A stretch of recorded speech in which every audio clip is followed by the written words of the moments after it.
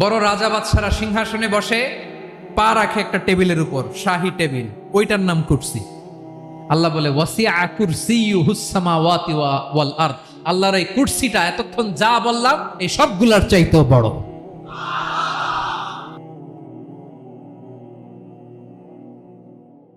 আমাদের পৃথিবীর চাইতে অনেক বড় গ্রহ আছে, যেমন সূর্য পৃথিবীর চেয়ে 13 লক্ষ গুণ বড়।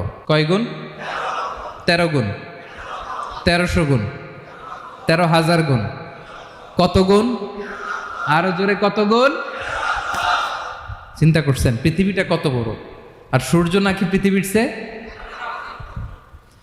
তার মানে সূর্যই কি সবচেয়ে বড়? না, সূর্যের চেয়ে কোটি কোটি গুণ বড় তারা আছে। এরকম কোটি কোটি তারা নিয়ে আমাদের গ্যালাক্সি মিল্কি ওয়ে। এরকম কোটি কোটি গ্যালাক্সি আছে প্রথম আকাশের মহাশূন্যের মধ্যেই। এরপরে দ্বিতীয় আকাশ। এই দ্বিতীয় আকাশটা প্রথম আকাশের তুলনায় কত বড়? বিশ্বনবী বলেন, তোমার হাতের আংটি যদি মরুভূমির মাঝখানে ফেলে দাও, পুরো মরুভূমির তুলনায় তোমার হাতের আংটি যত ছোট, দ্বিতীয় আসমানের তুলনায় প্রথম আসমানটা ঠিক তত ছোট। তৃতীয় আসমান আবার এরকম, ওইটার তুলনায় দ্বিতীয় আসমানটা একটা আংটির সমান। চতুর্থ আসমানের তুলনায় মরুভূমির মাঝখানে তৃতীয় আসমানটা আংটির সমান। একটার চেয়ে আরেকটা বড়। কত বড় আমি বলতে পারবো, আপনারা শুনতে পারবেন, কিন্তু আমরা কল্পনা এটা ধারণ করতে পারবো? পঞ্চম, ষষ্ঠ, সপ্তম, 7 আকাশ শেষ। কি শেষ? এর উপরে আছে বাইতুল মামুর। কি নাম? এটা ফেরেশতাদের মসজিদ, ফেরেশতাদের কেবলা, ফেরেশতাদের কাবা। আমরা যেমন মক্কায় কাবা, ফেরেশতাদের কাবা কেবলার নাম হচ্ছে আল বাইতুল মামুর। 7 আসমানের উপরে। এটা কত বড় শোনেন। প্রতিদিন বিশ্বনবী বলেন, প্রতিদিন এই আল বাইতুল মামুর ফেরেশতাদের মসজিদে 70,000 ফেরেশতা ইবাদতের জন্য চান্স পায়। প্রতিদিন কয় হাজার? একবার ঢুকে যে বের হয়ে যায় কিয়ামতের আগে দ্বিতীয়বার আর তারা চান্স পাবে না।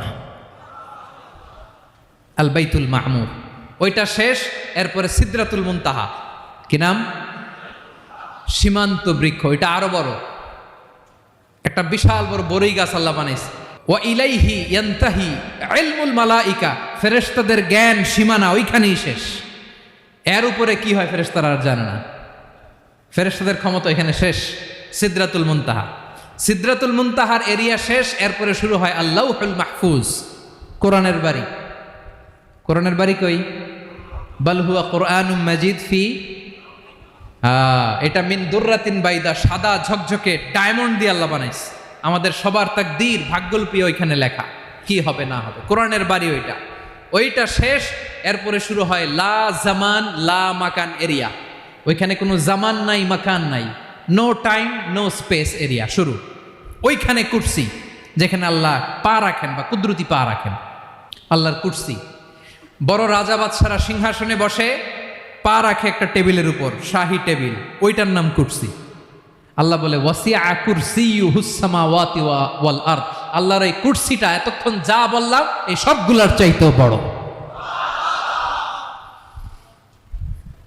কুরসির উপরে আছে আল্লাহর আরশ। আর রহমানু আলাল আরশি ইস্তাওয়া। রব্বুল আলামিন ওই আরশের উপরে। আমি যেমনি চেয়ারের উপরে এরকম না। যেভাবে আল্লাহর জালালিয়াত, হিজ হাইনেস, হিজ রয়্যালনেস, আল্লাহর জালালিয়াত, আল্লাহর কুদরতের মাধ্যমে যেভাবে আল্লাহ আরশের উপর থাকা দরকার, আল্লাহর সত্তা, আল্লাহ ঠিক ওইভাবে আছেন, আরশের উপরে আছেন।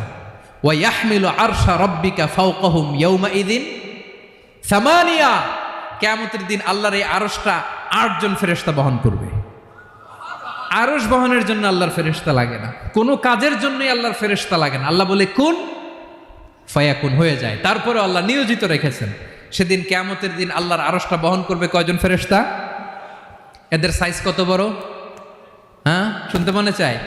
বিশ্বনবী বলেন, ইন্না মা বাইনা শাহমাতি উযুনিহি ইলা আতিকিহি মাসিরাতু 700 সানা। বিশ্বনবী বলেন, ওই ফেরেশতার সাইজ আমি দেখে এসেছি। কত বড় শোনো, যারা আল্লাহর আরশ বহন করবে। পুরো সাইজ বলা যাবে না। বিশ্বনবী বলেন, ওই ফেরেশতার কানের লতি থেকে কাঁধ বরাবর। আপনার কানের লতি থেকে কাঁধ কতটুকু হবে? 4 আঙ্গুল 5 আঙ্গুল। বিশ্বনবী বলেন, যে 8 জন ফেরেশতা কিয়ামতের দিন আল্লাহর আরশের পায়া ধরে থাকবে, ওই ফেরেশতাগুলোর কানের লতি থেকে কাঁধ বরাবর আসতে সবচেয়ে দ্রুতগামী যানবাহন, পৃথিবীতে সবচেয়ে দ্রুত চলে আলোর ফোটন, আলোর ফোটন 1 সেকেন্ডে চলে 3 লক্ষ কিলোমিটার। কয় লক্ষ কিলোমিটার? 1 ঘন্টায়, 1 মিনিটে, কয় সেকেন্ডে? 1 সেকেন্ড কইতে তো 2 সেকেন্ড লাগে। 1 সেকেন্ডে আলোর ফোটন, আলোর কণা ছুটে 3 লক্ষ কিলোমিটার বেগে।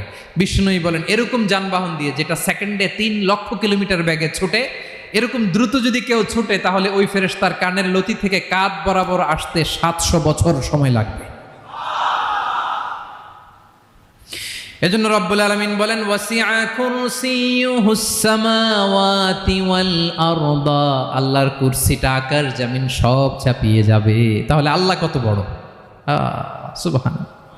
সেজদায় যখন লুটিয়ে পড়েন এটা ভাববেন, আয় রে কারে সেজদা দেই আমি, তিনি কি সুমহান, কি সুবিশাল, ওই রবের গোলাম আমি। আলহামদুলিল্লাহ পড়েন।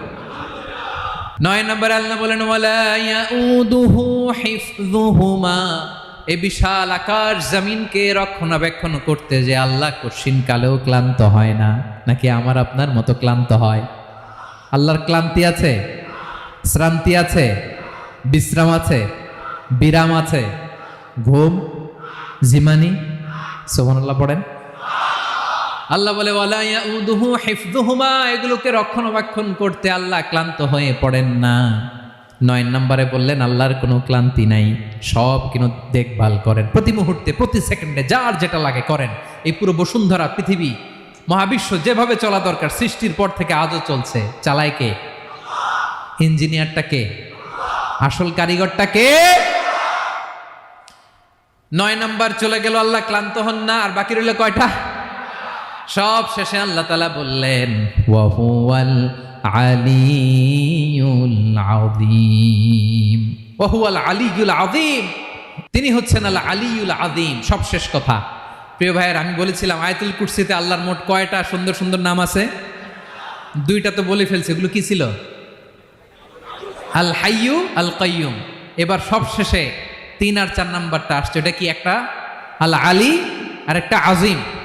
3 নাম্বারটা হচ্ছে আল আলী, 4 নাম্বারটা আযীম। আল আলী মানে হচ্ছে সর্বোচ্চ, দ্য গ্রেটেস্ট, দ্য হাইয়েস্ট। তার উপরে কেউ আছে? ঊর্ধ্ব জগতের যে বর্ণনা দিছি, কি বুঝলেন? আল্লাহর উপরে কেউ আছে? এজন্য তিনি হচ্ছেন আল আলী, সবচেয়ে উপরে, সর্বোচ্চ, দ্য হাইয়েস্ট। তার উপরে কেউ। এজন্য আল্লাহ বলেন সাব্বিহ ইসমা রাব্বিকাল আ'লা। আল আলী আর আল আ'লা কাছাকাছি অর্থ। প্রশংসা করো ওই আল্লাহর যিনি হলেন আ'লা, সবচেয়ে বড়। তার চেয়ে বড় কেউ আছে নাকি? তার উপরে কেউ আছে নাকি? আল আ'লা। এজন্য আমরা যখন সিজদায় লুটিয়ে পড়ি, আমরা যখন সবচেয়ে নিচে যাই, আমরা বলি আল্লাহ তুমি সবচেয়ে উপরে। আমরা যখন সিজদায় যাই, আমরা তখন সবচেয়ে কি? নিচে, তাই না? এর চেয়ে নিচে আর মানুষের সবচাইতে দামি অঙ্গ কপালটারে মাটিতে ঘষি, আমি সবচেয়ে নিচে, আর আমি বলি সুবহানা রাব্বিয়াল, আহা সুবহান রাব্বিয়াল আ'লা। আল্লাহ তুমি সবচেয়ে উপরে, আমি সবচেয়ে নিচে, কিন্তু তুমি সবচেয়ে উপরে। সুবহানাল্লাহ পড়েন। আল্লাহ বলে আমি হলাম আল আলী। 4 নম্বরে আমি হলাম আল আযীম, হাইয়ু কাইয়ুম। শেষে বললেন আমি হলাম আল আলী, আমি হলাম আল আযীম। আযীম মানে সুমহান, দ্য সুপ্রিম। সুপ্রিম আল্লাহর সবকিছু চরম পর্যায়ের। তার সবকিছু কি?